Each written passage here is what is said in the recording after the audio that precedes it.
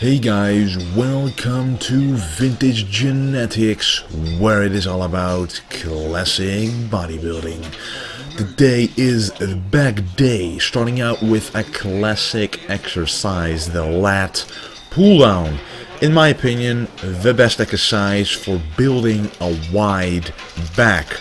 But only the first exercise will be for back width, and the rest will be for back thickness, because the most I want to work on in my back is thickness. And always remember, pull downs are mostly for the width and rowing is mostly for the thickness. So after this exercise we'll do another pull down, but it's a rowing and pull down combination as a transitional exercise to the next, which is this one, which I'm about to do after doing this lat spread for a few moments too long. But we are about to do the V-bar pull down. Now it is called a pull down, but there's two things. First of all, I am doing this in such a way that I'm targeting the back thickness, and at the same time, when you stretch it all out at the top, as you can see, you work the back width. But this machine for me in particular isn't long enough. Like the rope, the cable is not long enough for me to stretch my lats out fully. So it automatically makes me have to lean backwards a little bit, and this makes it more of a row as well. So if you want to work more on the back thickness but at the same time the width, then lean back a little bit so you work both equally. But now it is time for the seated row, a pure back thickness exercise, mostly for the lower back. But look at this, look at the handles. It's different from the regular V-bar seated row. This is actually individual handles which you can pull apart when you are near your stomach. Why? Because you can go deeper. You can let your hands go beyond, next to your body, which is further, of course, than a regular V-bar, because your own body stops the movement.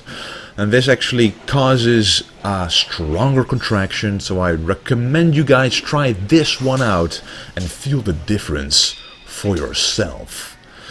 And here, rocking the red Vintage Genetics shirt, doing some poses right before another back thickness exercise. I really want to work on the lower back as well. Really want to improve the Christmas tree, basically the lower lats as well. And this, for that, is one of the best exercises to do, the plate loaded unilateral row. Again, there are a couple of factors here in play that determine it to be one of the best exercises for the lower back. We all know the dumbbell rows, the classic dumbbell rows, which are very good for the back.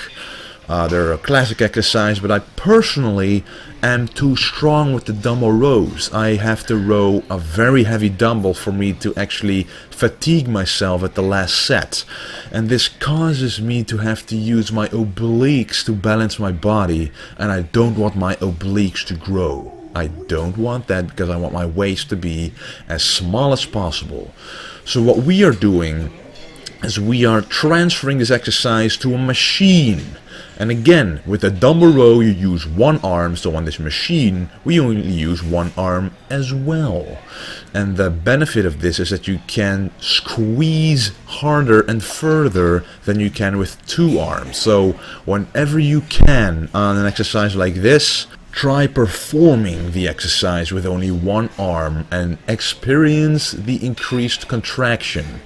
The weight will be a little lower, obviously, but the contraction will be better, which causes your muscles to respond much better, because they don't know how much kilos or pound is on the machine.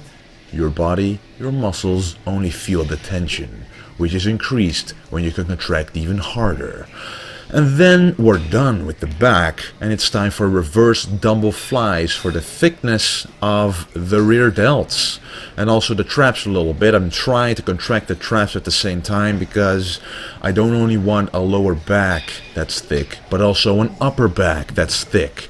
And the biggest muscle that is on your upper back that causes the thickness, the 3D effect, is the traps. So you really want to work the traps if you want a 3D bubbly back. And this is a very good exercise as well for the rear delts. You really want to feel that peak contraction in there.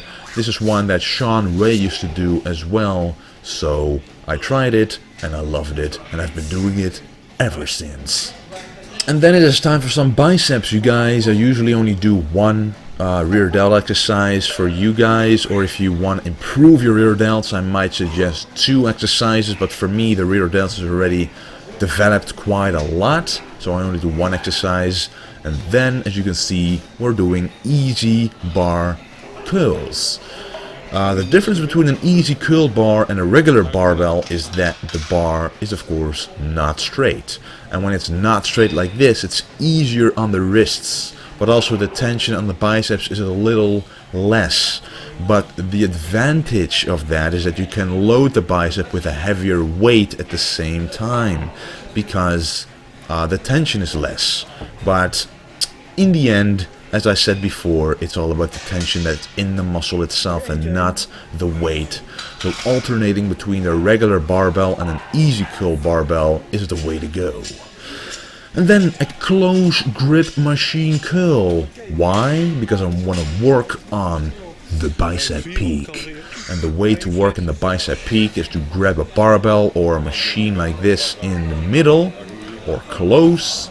And that way the outer head will work more, and when the outer head is stronger, bigger, the peak will appear. What I'm doing right here is squeezing at the top, making sure that as much blood as possible is rushing through those muscles, not using momentum, really focusing on the bicep contraction, because a lot of people I see when they go upwards, the bicep simply stops contracting.